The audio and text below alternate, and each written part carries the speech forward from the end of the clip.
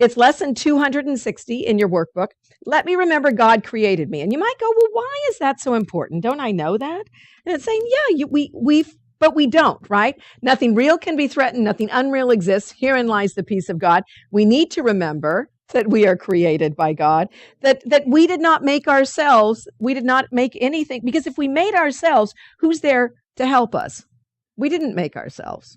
There was a purpose for our experience in this experience right now. There's a purpose for us being here, and that's to awaken to the truth. And we all have that same purpose. So we are on a divine plan. We need to remember that we're divinely inspired on a divine plan. So let's remember this: when we think that we are separate from God, when we think that He's not even involved in our lives, we are not fulfilling the purpose that we were here to fulfill. Let me remember God created me. I didn't make myself.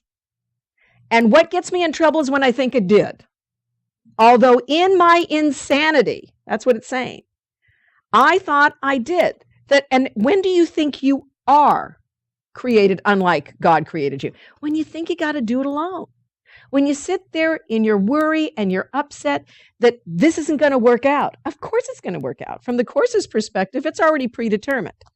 And when it says predetermined, it doesn't mean that it's just predetermined in the form. What it means quite clearly is it's predetermined that you will awaken to your oneness with God, that heaven is your destination. There is nowhere else to go. And the Course would say it's right here. What does it say about heaven? It says heaven is here. There is no other place. Heaven is now. There is no other time. Nothing real can be threatened. Nothing unreal exists. That is our reality. Unfortunately, we've built up, as the Course would say, a lot of ancient learning to this.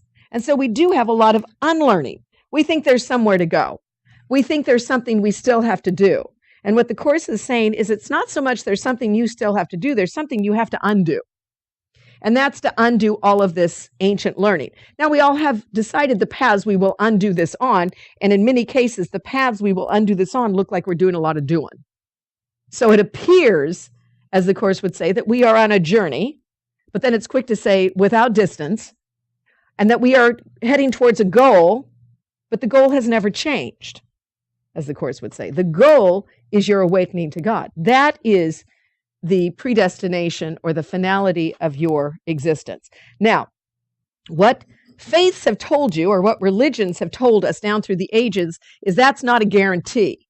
Heaven is not a guarantee.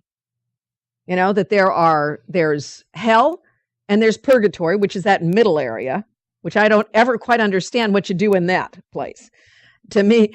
And what the Course would clearly tell us is hell is not a destination, it's a thought. It's a thought of separation from God. So when we do not know our oneness with God, isn't that hell? Because why? We clearly think we made ourselves. That's a hellish thought. I can barely make a cake. So don't tell me I could make me. That would be dangerous to put me in that position. Some of you are better at these creation things than I am. But let's just affirm that this first statement makes sense. I did not make myself. Although in my insanity, I thought I did, meaning that every time I follow down a path that I think I am unsure of the destination, I believe in insanity that I've made myself, because I can be off the path from the truth about who I am. Does that make sense? See, and you got to remember that. No matter where you are going, you are never going alone. The path you may wander on, he still wanders with you as you go on that path. If you have a car, some of these new cars that have the GPSs in them, right?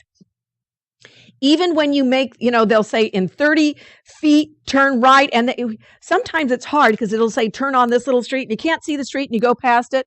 And you go, oh, I made a mistake. And you get so upset with yourself. And that little GPS doesn't say anything mean to you.